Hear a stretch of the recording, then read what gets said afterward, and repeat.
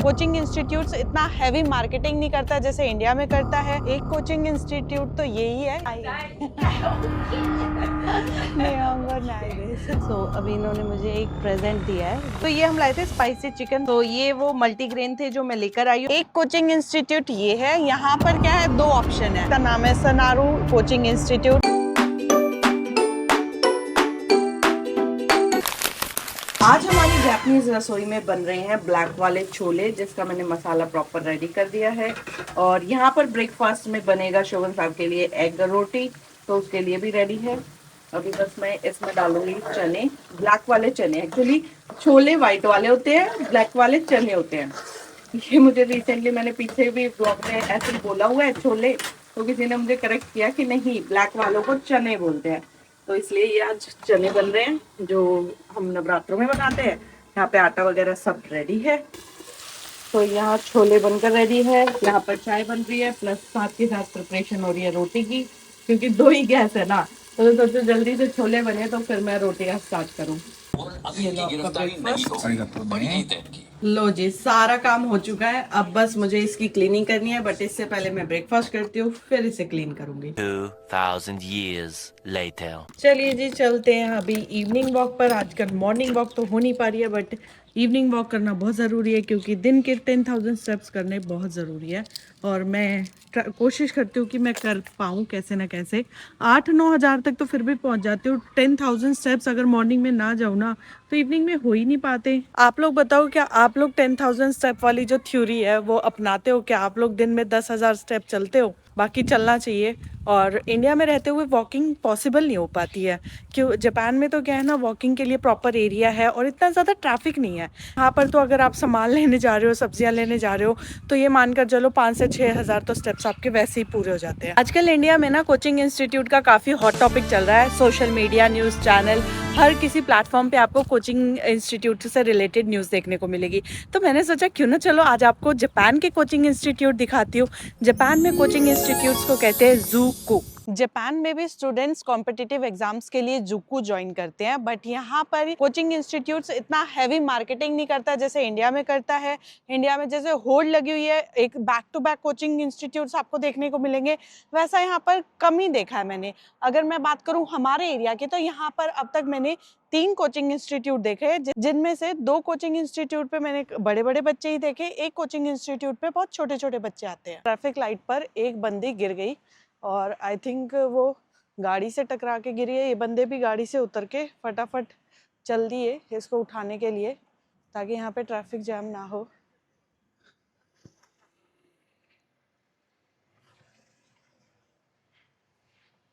तो ये बार बार देख रहे हैं वो बच्ची सेफ है कि नहीं, वो गिर गई थी। एक कोचिंग इंस्टीट्यूट तो यही है, इतो कोचिंग इंस्टीट्यूट। और यहाँ पर कोई भी बड़ी बड़ी होर्डिंग्स नहीं लगी होती, बच्चों की फोटोज नहीं होती। कई जगह इंस्टीट्यूट्स अपने पैम्फलेट्स बस ऐसे स्टैंड या पोल के पास रख देते हैं, जिससे जो इंटरेस्टेड होता है वो यहाँ से ले सकता है। जापान में वर्ड ऑफ माउथ, रेपुटेशन और ऑनलाइन इंफॉर्मेशन पर ज्यादा भरोसा किया जाता है, इसलिए यहाँ फ्लैशी एडवर्टाइजिंग से ज्यादा क्वालिटी और ट्रस्ट को इम्पोर्टेंस दी जाती है। मुझे पर्सनली ये अप्रोच काफी सिंपल और यूनिक लगती है। बेसिकली ये इतो इंडिविजुअल गाइडेंस स्कूल है, मतलब पर एक बच्चे पर एक ही ट्यूटर होता होगा। मैं सिर्फ आप लोगों को दिखा रही हूँ और इसको यहीं रख देंगे फिर, क्योंकि मेरे कोई काम का नहीं है, किसी का वेस्ट क्यों ही करना है। तो ये कोचिंग प्रोवाइड करते हैं एलिमेंट्री और जूनियर हाई स्कूल वाले को। इनमें बताया हुआ है कि क्लासरूम भी बढ़िया है, 1-to-1 कोचिंग दी जाएगी, गाइडेंस दी जाएगी और मॉक टेस्ट वगैरह रेगुलर होंगे। तो चलिए इसको यहीं रख देते हैं। और ये सामने ही कोचिंग इंस्टीट्यूट है। जापान और इंडिया के कोचिंग इंस्टीट्यूट्स के इंफ्रास्ट्रक्चर में काफी डिफरेंस देखने को मिलता है। जापान में ज्यादातर कोचिंग सेंटर सिंपल और फंक्शनल होते हैं, जहां फोकस फैंसी बिल्डिंग से ज्यादा स्टडी एनवायरनमेंट पर होता है। क्लासरूम जनरली कॉम्पैक्ट, क्लीन और टेक्नोलॉजी इक्विप्ड होते हैं। वही इंडिया में कई बड़े बड़े institutes multi storey campuses, large classroom, hostel, extensive facilities के साथ ऑपरेट करते हैं, स्पेशली कॉम्पिटिटिव एग्जाम प्रिपरेशन के लिए। दोनों का गोल स्टूडेंट्स को पढ़ाना ही होता है, लेकिन जापान में सिंप्लिसिटी और एफिशिएंसी पर ज्यादा ध्यान दिया जाता है, जबकि इंडिया में स्केल और कैपेसिटी काफी बड़ी होती है। जापान में एक न्यूज काफी वायरल हो रही है कि अभी जापान गवर्नमेंट हर सोशल मीडिया पे एज रेस्ट्रिक्शन सीरियसली करने वाली वाली है। जो यहाँ पर एज वेरिफिकेशन वाला मेथड होता है, जैसे कि आप यूट्यूब जब लॉग इन करते हो वो आपकी एज पूछता है, तो आप अपनी दूसरी एज बता के भी आप कर सकते हो इजीली, है ना। बस उसी प्रोसेस को यहाँ की गवर्नमेंट स्ट्रिक्ट करने वाली है, ताकि जो छोटे बच्चे हैं वो सोशल मीडिया में ज़्यादा एंगेज ना हो। हर एक प्लेटफॉर्म के लिए अलग एज वो डिसाइड करेगी। अभी इस पर काम होना स्टार्ट ही हुआ है, 2 जून से प्रपोजल ड्राफ्ट किया गया है, इम्प्लीमेंट होते होते आई थिंक टाइम लग जाएगा। यहाँ पर शॉप दिख गई जो मैंने कभी नोटिस नहीं किया, और यहाँ पर बहुत ही बढ़िया प्रोडक्ट्स है, जैसे कि गुड़ 594 का है आधा kilo.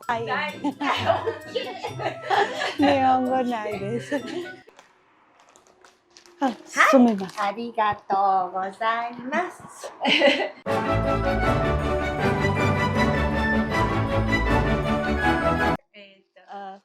little bit リト ohayo gozaimasu ル arigatou gozaimasu konbanwa オッケ little ー。リトルでもプレゼント。あこのね、これドリンク。 drink ドリンク。あビネガードリンク。 vinegar ド drink リンク。おスメルはなんていう。ね、vinegar drink ビネガードリンク。 pickle सो इन्होंने जो मुझे प्रेजेंट दिया था ये वो उसको एक्सप्लेन करने की कोशिश कर रही थी कि ये क्या चीज है।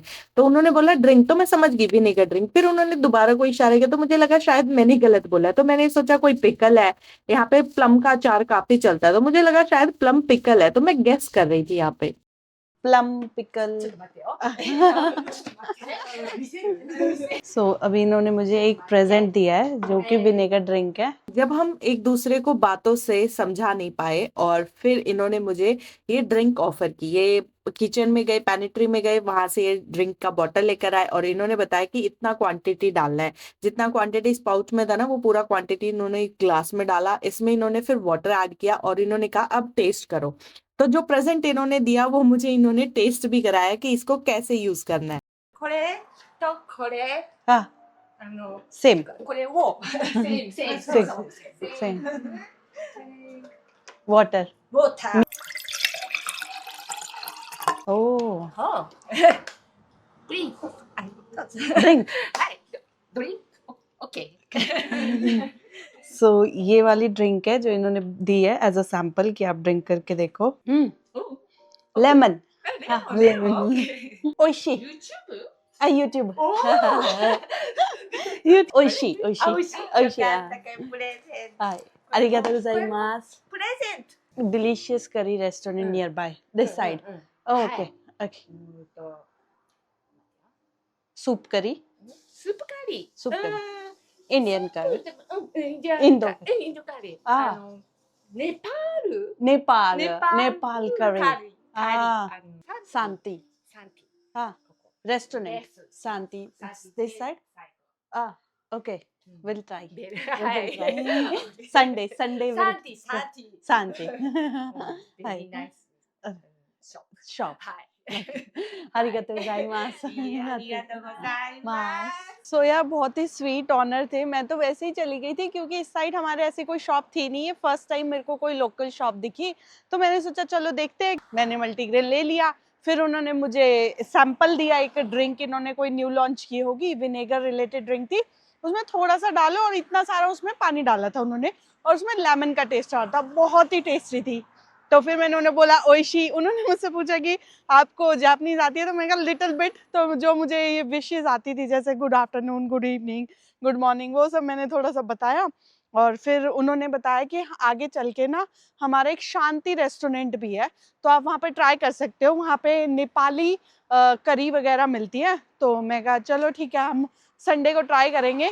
तो ये था मेरा आज का ये लोकल शॉप थी, लोकल शॉप का एक्सपीरियंस। मैं शूट कर रही थी तो उन्होंने पूछा यूट्यूब, क्योंकि कैमरा ऑन था, तो उन्होंने पूछा यूट्यूब। मैं कहा हाँ यूट्यूब यूट्यूब। तो बस उनको मैंने बताया, फिर वो खुश हो गई। पहले उन्हें लगा मैं अमेरिकन हूँ, तो उन्होंने जो गूगल ट्रांसलेट ऐप है उसमें अमेरिकन डाला, तो मैं कहा नहीं वैसे मैं इंडो हूँ बट इंग्लिश दाइजोबू, तो इंग्लिश ओके है। तो फिर उन्होंने फिर ट्रांसलेटिंग ऐप में इंग्लिश टू जापानीज कन्वर्ट करके मुझे काफ़ी सारा बताया, ये जो इनकी न्यू ड्रिंक है, न्यू रेस्टोरेंट्स है, उसके बारे में।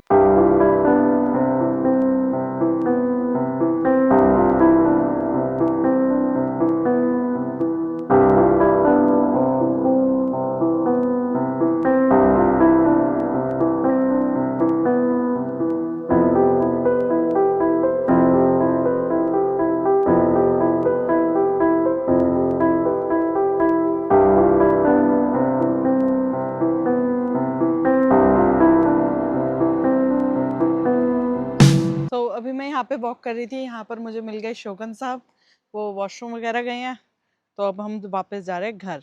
सिर्फ और सिर्फ कोचिंग इंस्टीट्यूट ही नहीं, अब जैसे ये पर्सनल ट्रेनिंग जिम है, ये भी अपनी मार्केटिंग कुछ ऐसे करते हैं। देखो इन्होंने अपना पैम्फलेट ना इसमें अंदर डाला हुआ है, अगर किसी को कोई भी क्वेरी करनी है जिम से रिलेटेड, वो यहाँ आए, ये पैम्फलेट उठाए और वो ले जा भी सकता है और इसके बारे में जान भी सकता है। ये इसमें ये होगा ना क्या क्या ट्रेनिंग कराते हैं ये लोग। हाँ, कितना सही है। पैकेज होगा, कितना फीस होगा। 1 घंटे का 3300 येन है। और पर्सनल ट्रेनिंग आई थिंक पर बंदे के हिसाब से ही है ना। पर बंदा कहता हो कि पर्सनल ट्रेनिंग जिम हो गया, क्या क्या कराएंगे, हम्म। सर्विस क्या है, सर्विस मेन्यू है ये सारा का सारा, और फिर इसमें ये फीस लिख रखी है इतनी।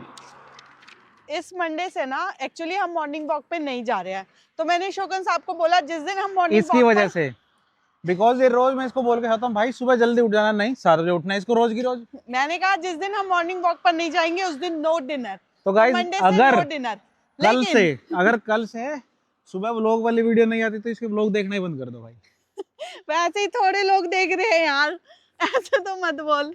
कैसे कैसे लोग रहते हैं यार यहाँ पर, चलो तुमको पागल कुत्ते का गाड़ी उठा के ले जाएगा बता रहे हैं। तो फिर हमने डिसाइड किया था नो डिनर, लेकिन जब हम दोनों इकट्ठे हैं और खाने की बात ना करें, ऐसा हो ही नहीं सकता। मैंने इसको अभी भी समझाया कि भाई मैं कह रहा हूँ कि भाई मत खा कुछ शाम हो गई है, ये कह रहे मैंने 2 बजे खा लिया था भूख लग रही है भाई। मैंने कहा हम खाने की बात ही नहीं करेंगे, लेकिन शोगन साहब कह रहे नहीं, एक शायद स्पाइसी रामेन घर पर रखी है, ऐसा रखा है। तो शोगन साहब का मन तो ललचा रहा है। मैंने तो बोला था खाने की बात मत करो। मैंने एक चीज नोटिस किया, अगर हम खाने की बात करते हैं ना तो डबल भूख लगती है ना। मेरे को नहीं लगती क्योंकि मैं पंचुअल हूँ। मुझे भी ये खाने की बात करते हैं भूखी मरती है। कोई खाना नहीं खाएगा। कल रात ही बोली और जल्दी खा तो लेते हैं, भूख लग जाती है रात तक। मैं कहा यार या तो 8-9 बजे सो जाओ, अगर सोते टाइम 11 बज जाते हैं ना तो लेट नाइट क्रेविंग होती है, जो ऑटोमेटिकली आपका वजन इंक्रीज करती है। एक इंस्टीट्यूट ये है हमारे घर के पास जिसका नाम है सनारू कोचिंग इंस्टीट्यूट। यहाँ पर प्रॉपर क्लासेस लगती है, जो ऊपर वाला फ्लोर देख रहे हो ना आप, यहाँ पर क्लासेस लगती है। मोस्टली यहाँ पर बच्चे लेट नाइट आते हैं। हम कई बार इवनिंग में वॉक करने आते हैं ना 9-10 बजे, तब भी यहाँ पर बच्चे आए होते हैं। और ये भी जूनियर हाई स्कूल और सेकेंडरी स्कूल वालों के लिए ही है। एक कोचिंग इंस्टीट्यूट ये है, यहाँ पर क्या है, 2 ऑप्शन है। आप 1-to-1 भी ले सकते हो ट्यूटर, दूसरा 2 बच्चों पर 1 ट्यूटर। जिस हिसाब से आपका बजट है आप वो डिसाइड करो। प्लस यहाँ पर डिफरेंट सब्जेक्ट वाइज आपको यहाँ पर कोचिंग दी जाती है स्पेसिफिक। जैसे हम लोग 11th-12th में जाते थे ना साइंस की ट्यूशन, साइंस भी फिर डिवाइड हो जाती थी, फिजिक्स, केमिस्ट्री। तो ऐसे ही यहाँ पर भी डिफरेंट टाइप ऑफ सब्जेक्ट की मिलती है।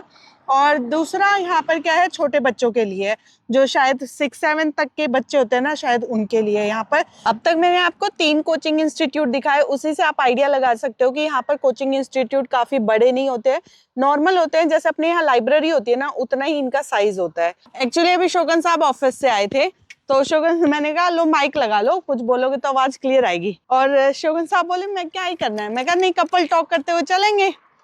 और अभी हमने इतनी बातें कर ली कि हमारी ना लड़ाई हो गई। तो शोगन साहब कह रहे कर ली कपल टॉक, बस होगी कपल टॉक फिनिश। मैं घर जाता बढ़िया आराम से रेस्ट करता, चाय का कप लेके अपने पढ़ाई स्टार्ट करता। आप ना कुछ इम्प्रूवमेंट होने देना। मैं तो नहीं होने दूंगा, क्योंकि जब तक तू सुबह उठा के इम्प्रूवमेंट नहीं करती तब तक मैं क्या होने दूं। जब तुम कुछ प्रोग्रेसिव स्टेप नहीं ले रहे हो मॉर्निंग में, अगर जब हम तो लेते हैं तो ये भगवान नहीं करने देता। अब भगवान के ऊपर डाल दो, जिसको करनी होती है ना वो कर लेता है, और जिसको नहीं करनी होती है वो भगवान के ऊपर डाल देता है। भगवान नहीं चाह रहा, भगवान नहीं कर रहा। जब भी हम करने लगते हैं हमेशा बारिश आ जाती है, कभी टाइफून आ जाता है, कभी सुनामी वार्निंग आ जाती है। फिर क्या होएगा? फिर ये होगा जिसे करना वो करेगा, कुछ नहीं होगा। फिर आपको कुछ नहीं करना। ये भी इंस्टीट्यूशन है।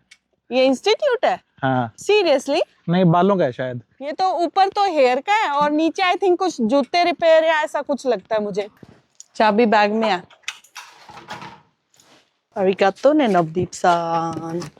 किताब ले रहा था पढ़ने में। तो शोगन साहब कह रहे हैं यार कुछ तो बना ले प्लीज, हल्की फुल्की चाय के साथ। ऑफिस के बाद क्रेविंग होती है, तो मैंने सोचा चलो बना ही देते हैं। एक रामेन बनाएंगे स्पाइसी वाली, और इसके लिए पानी लेते हैं। इसमें 500 ml वाटर लेना है हमें। तो ये हम लाए थे स्पाइसी चिकन रामेन, ये फर्स्ट टाइम हम ट्राई करने वाले हैं। और इसमें जो ये चिकन है ये हम फेंक देंगे, चिकन फ्लेक्स, ये वाली सीजनिंग हम डालने वाले हैं। ये काइंड ऑफ मसाला ही है बस। इन्होंने कहा था जैसे पानी बॉईल हो जाए उसमें आपने ये डाल देनी है, और इसे 4 मिनट 30 सेकेंड के लिए पकाना है।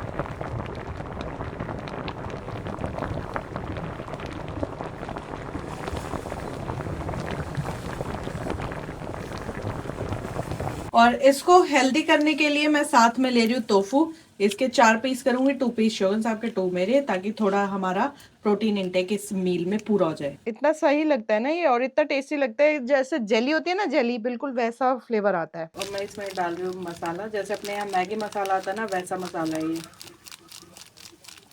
तो ये वो मल्टीग्रेन थे जो मैं लेकर आई हूँ। नेक्स्ट टाइम जब मैं राइस बनाऊंगी ना, तब दिखाऊंगी कि इसको कैसे यूज करते हैं, और ये भी मैं शोगन साहब को टेस्ट कराऊंगी। ये तो मैंने तो टेस्ट किया था, बहुत ही टेस्टी था। अगर शोगन साहब को अच्छा लगा ना, फिर मैं एक बॉटल लेकर आऊंगी। ये इन्होंने बताया हुआ है कि इसमें क्या क्या पूरा होता है, जैसे कि कैल्शियम, विटामिन सी, हनी, और काफी सारे जैसे कोलाजन, ये सारे काफी सारे इसके विटामिन और इसके बेनिफिट्स बताए हुए हैं। अभी मैं डिटेल में पढ़ूंगी। तो चलिए दोस्तों, इस प्यारे से प्रेजेंट और रामेन के साथ हम अपना ब्लॉग यहीं समाप्त करते हैं। मिलते हैं आपसे नेक्स्ट ब्लॉग में, तब तक के लिए बने रहे हमारे यूट्यूब चैनल बेफिक्र इंजीनियर पर। जिंदगी के छोटे छोटे लम्हे एंजॉय करते रहे।